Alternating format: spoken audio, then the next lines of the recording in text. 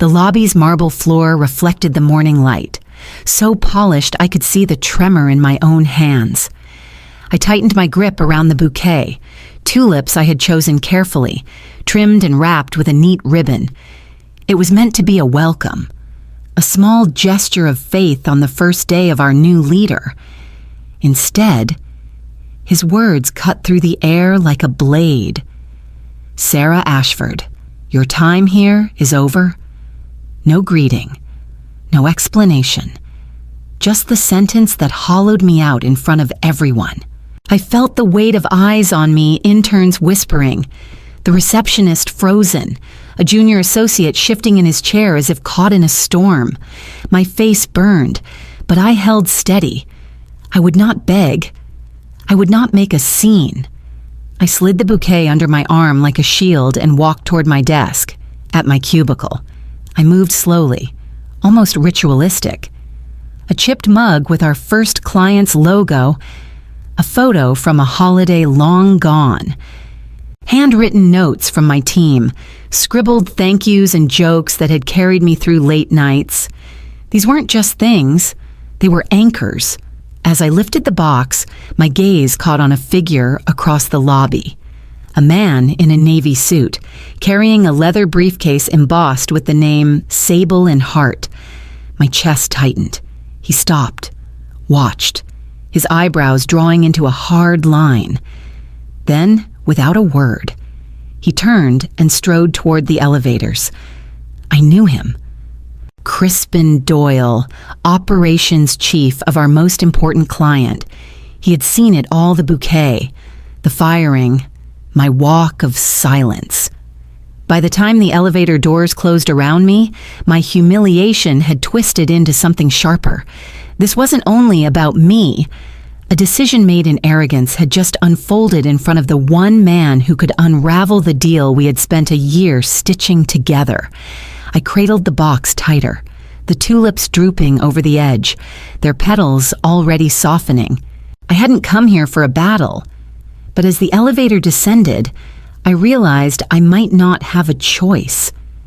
That night, I set the cardboard box on my kitchen table, its weight heavier than the objects inside. My apartment in Arlington was quiet, the kind of quiet that pressed against your chest. Shelves lined with books and framed photographs looked back at me, snapshots of vacations cut short, family gatherings missed, all sacrificed to the company that had just discarded me.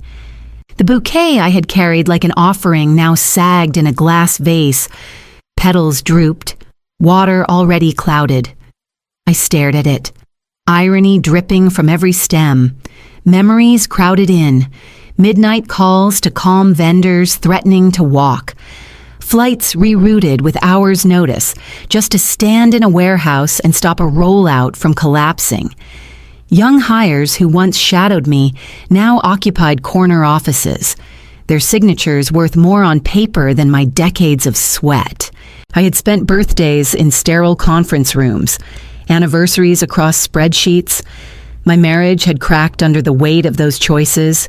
Still, I had told myself it mattered. That invisible work built a foundation no ribbon cutting could show. That loyalty and competence would anchor me. But one sentence had stripped that illusion away. Your time here is over. Except I knew better. I wasn't disposable. Just last week, I had sat across from Eleanor Vance, General Counsel for Sable and Hart, and Crispin Doyle, their operations chief. In that glass-walled conference room in Chicago, we had finalized a supply agreement set to shape the next 5 years of expansion. They trusted me because I had earned it, line by line, clause by clause. I pulled my notebook toward me and began to write. Every detail from the lobby, Randall's tone, the receptionist's frozen stare, the man with the Sable and Hart briefcase. Documentation was my habit, my defense. When I finished, I set down my pen. My phone buzzed with messages from colleagues, but I let them stack unanswered. My eyes drifted back to the bouquet. I had carried flowers to welcome him.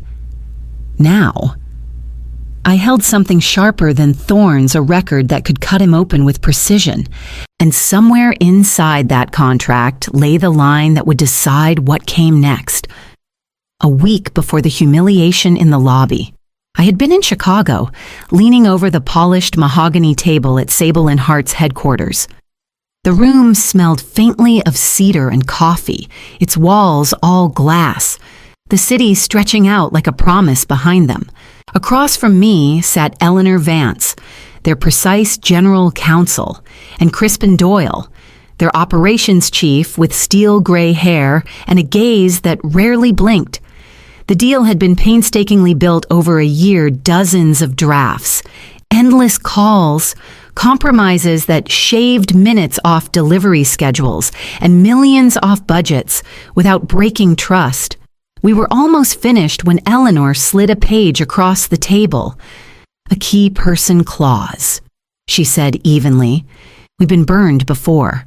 I picked up the page, and there it was, my name in black ink, designated as Project Director of Record. If I left, or if I was reassigned without mutual consent, Sable and Hart could walk away instantly. No penalties, no obligations. The financing tied to the agreement would collapse like scaffolding yanked out from under a half-built tower. It was a heavy responsibility, but I didn't flinch. Instead, I negotiated carve-outs with precision, clarifying what reassignment meant, trimming vague language until every word had teeth. When we signed, the trust in that room was palpable. I had walked out feeling the weight, but also the certainty. I had become the hinge the whole door swung on. Now, back in my apartment, I pulled up the scanned contract. Line 47 glowed on the screen, my name etched into the foundation of the expansion. And yet, Randall Keaton, the man who barely knew where the restrooms were, had fired me without reading a single word. Across town, automated onboarding packets were already landing in inboxes finance. Legal, the client all highlighting the same clause. I didn't need to raise my voice. The contract would do the shouting for me. I closed my laptop and leaned back in the chair, exhaling slowly. Randall thought he had trimmed fat. In reality, he had severed the artery that kept the company alive, and soon enough, someone would come knocking. Morning light spilled through the blinds, cutting lines of gold across my kitchen table. I moved with quiet intention, boiling water, measuring coffee grounds, letting the rhythm of routine steady me. The bouquet still sat nearby, its stems trimmed and placed into a heavier vase. Yesterday, it had been an offering. Today, it was a reminder intention carried weight, even when dismissed. I had no plans to defend myself, no frantic emails, no desperate phone calls. Randall expected a scene, some kind of protest he could dismiss as weakness. Instead, I chose silence. Applause or surrender were the only languages he knew. I would speak neither. My phone vibrated against the counter, over and over.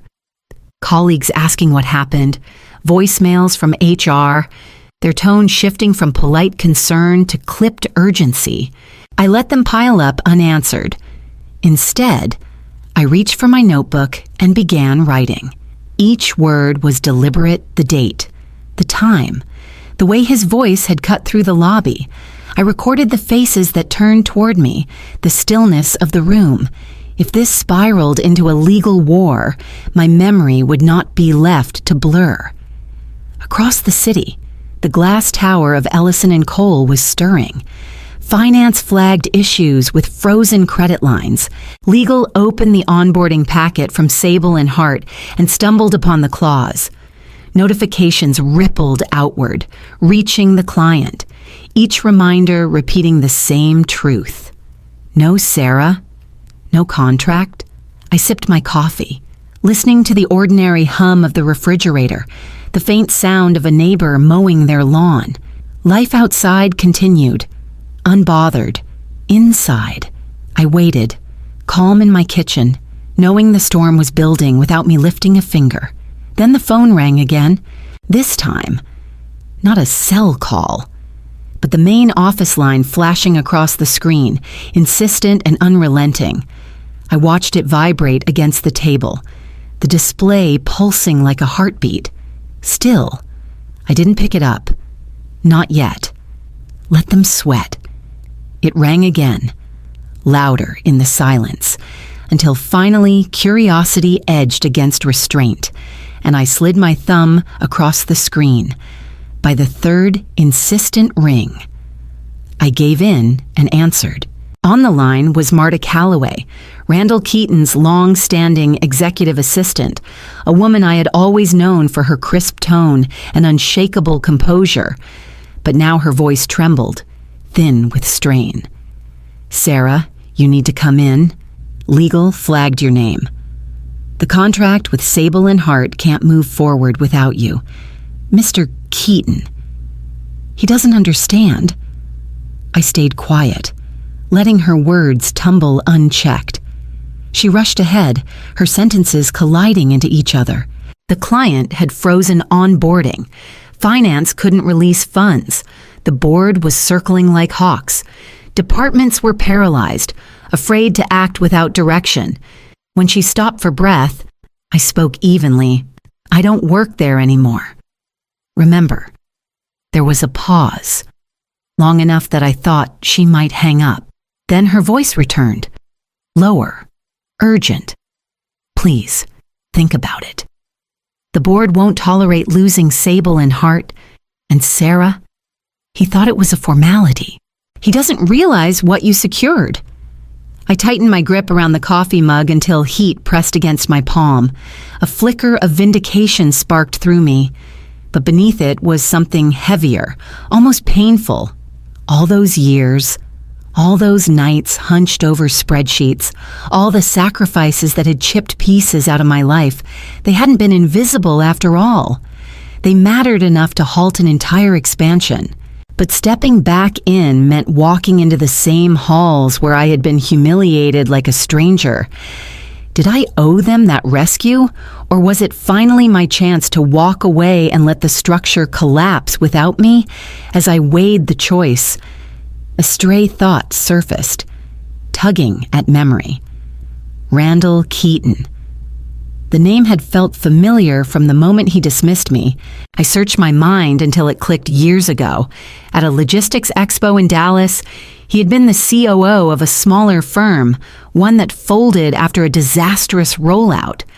My project had salvaged the vendor tied to their collapse. My breath caught. This wasn't just arrogance on his part. Firing me had been personal. The settling of an old score I hadn't even realized existed. And that made the silence on Marta's end feel all the more loaded. Hours passed before I picked up the phone again. When Marta answered, her relief was so audible it almost startled me. I kept my voice cool. "I'll consider returning on my terms." That night, I opened my notebook and wrote the conditions carefully, each one deliberate. Retroactive reinstatement to erase the firing. Sole authority over the Sable and Hart contract, reporting directly to legal, not to Randall. A non-retaliation clause written in plain language. No wiggle room. Severance guaranteed and intact if any of it was violated. I stared at the list, the words stark in ink. It wasn't a request, it was a boundary. When I sent the terms, Marta's gasp carried through the line. She recovered quickly, promising to arrange a meeting with legal and HR. I closed the notebook and, for the first time in days, slept without dreams clawing at me. The following morning, I entered the lobby not as an employee but as a visitor.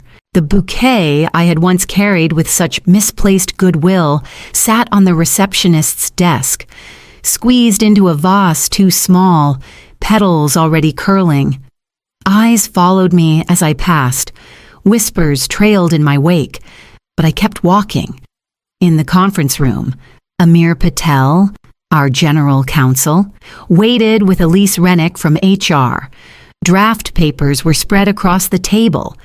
I sat, uncapped my pen, and began reviewing line by line.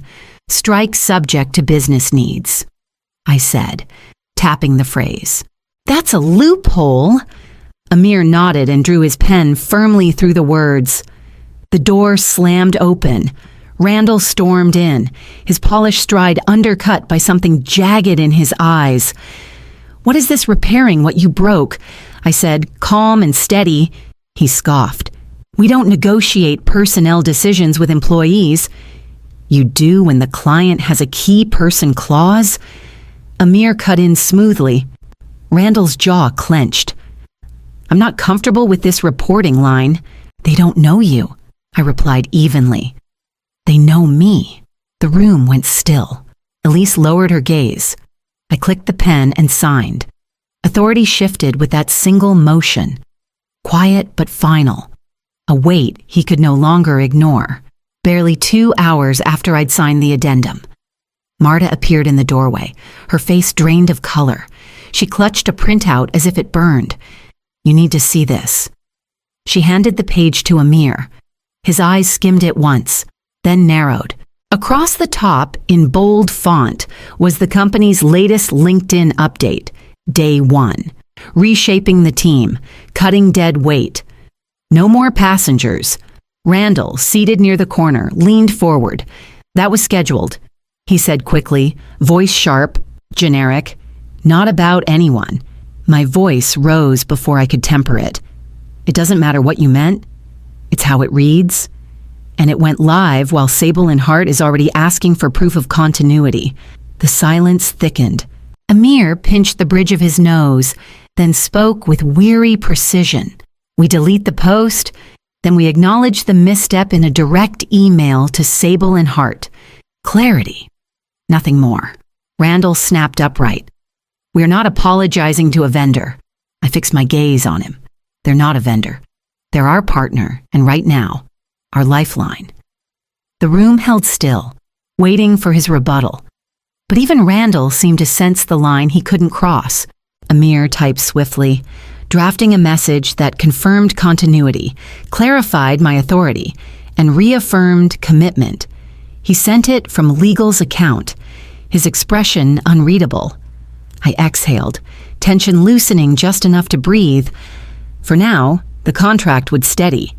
But when I looked at Randall, I caught the flicker behind his polished facade, the way humiliation had curdled into something sharper, darker. Pride had been dented in public, and pride, when cornered, always sought new ground. That night at home, I reheated leftovers and opened my notebook. My handwriting pressed hard into the page, Day 2 back. LinkedIn post undermined us. CEO bristling. Watch for retaliation. I glanced at the bouquet by the window. Petals browned and curling. Once a gesture of goodwill, it now stood like a warning. This isn't repair yet, I whispered into the stillness. It's survival. 3 days passed before the next blow landed. An email from Sable and Hart's counsel arrived in my inbox, carrying an attachment labeled Schedule B. I opened it, expecting routine confirmation. Instead, my stomach dropped. The deposit was lower, the milestone stretched out, and a new performance holdback clause lurked like a trap at the bottom of the page. I froze, then pulled the version log from the deal room. The official file, V14's final signed, still bore Amir's and my edits. The counterfeit V14 final signed had been uploaded 37 minutes earlier from a shared admin account tied to the executive suite. My hands tightened around the printouts as I strode to legal. Amir looked up from his desk, scanning the 2 pages before his jaw clenched. This is breach. If the client thinks we're moving goalposts, they walk. No hesitation. Before I could answer, Marta slipped through the door, her voice low. He told procurement to update the schedule. Said the original deal was too generous. I dialed the client on speaker. Eleanor Vance answered. Her tone clipped. We received your revision. Care to explain? Discard that version, I said, steadying my voice. You'll have a certified copy with a complete audit trail in 2 hours. A pause. Then Eleanor's voice, flat as glass. 2 hours. The moment the call ended, Amir lunged into motion, drafting a governance letter that reaffirmed the original terms, redirecting document control under legal, pulling the access logs that tied the counterfeit to the executive floor. By 1:46 p.m., the board chair had signed the package, and it was sent. 3 minutes later, Eleanor's reply appeared received. Proceeding with sign-off as scheduled. Relief flooded me, but it was thin, brittle around the edges. Randall hadn't stumbled. This wasn't carelessness. It was calculated sabotage, designed to shift blame and claw back control. I tucked the counterfeit file into my notebook and wrote a single line beneath it. He's willing to risk breach. This isn't over. And as I set down my pen, the summons for an emergency board session landed in my inbox. By 4 o'clock, I was seated at the long mahogany table, papers neatly arranged in front of each director, screenshots, version logs, the governance letter signed hours earlier, all of it spread like evidence in a trial. The air carried the kind of stillness that comes before a storm breaks.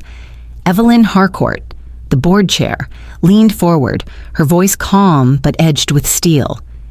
Mr. Keaton, did you authorize edits after execution?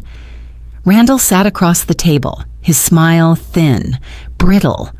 I authorized a sensible adjustment. And did you route it through legal? Evelyn pressed. The silence that followed was telling. He shifted once in his chair before forcing out a flat, "No." The atmosphere shifted instantly, heavy with the sound of a decision forming. Evelyn set down her pen deliberately. Effective immediately. You are removed from all matters related to this account and placed on administrative leave pending an external review of compliance and document controls. Randall let out a single laugh, hollow and disbelieving, then turned his gaze on me. For the briefest flicker, I saw something I hadn't before, not arrogance, not rage, but fear. He pushed back his chair sharply and stormed out, the echo of his footsteps carrying his pride with him. The meeting ended without ceremony. By late afternoon, we were on the call with Sable and Hart. The contract was signed, not with champagne or applause, but with steady voices and careful words. Trust had been dented, but it had been repaired with process, not posturing. That evening, I returned to my apartment and sat by the window. Notebook open, my pen moved with quiet certainty. Board suspended him. Contract intact. Trust salvaged. But storms don't end in silence. I set the notebook aside, staring out at the glow of the city. For now, the deal was safe. But I knew Randall Keaton's pride too well. He wouldn't swallow humiliation quietly. The next morning, my inbox proved me right. Weeks passed before the external review was finished. The announcement came on a Monday morning. Randall Keaton had resigned to pursue other opportunities. The memo was only 3 sentences long, clipped and forgettable. And that was the point. No headlines, no spectacle, just an erasure. 2 days later, my appointment was confirmed. Director of Client Delivery, reporting directly to the COO. The title mattered less to me than the levers it gave me the chance to fix the broken plumbing that pride had left leaking. I started with strict version control, no exceptions. Every client-facing document required dual approvals. Communication channels were made transparent, archived, and traceable. Small steps, but each one stitched trust back into the seams of our work. I walked the halls slowly, stopping at cubicles I hadn't seen in months, speaking with teams who had once looked at me for guidance. Some smiled, relief flickering across their faces. Others watched me cautiously, loyalty still uncertain. I didn't push either group. Trust was a currency, and it would take time to earn it back in full. On my first day in the new office, Marta appeared in the doorway holding a sturdy green plant. She set it gently on my desk with a small smile. "No bouquets," she said. "They wilt too fast." I placed it by the window where the sunlight reached easily. The leaves looked strong, built to last. I thought of the moment in the lobby weeks earlier. Tulips trembling in my hands, my world collapsing with a single sentence. I had believed then that I was powerless. I knew now I hadn't been. My strength had never lived in flowers or titles. It lived in the contracts I negotiated, the teams I trained, and the standards I refused to compromise. Randall's fall hadn't been my revenge. It had been his pride, finally unmasked. Repair was slower than revenge, quieter and harder, but it endured. That night, I opened my notebook one last time and wrote a single line across the page, not revenge, repair. And in that sentence, I knew I had reclaimed not only my role, but my dignity.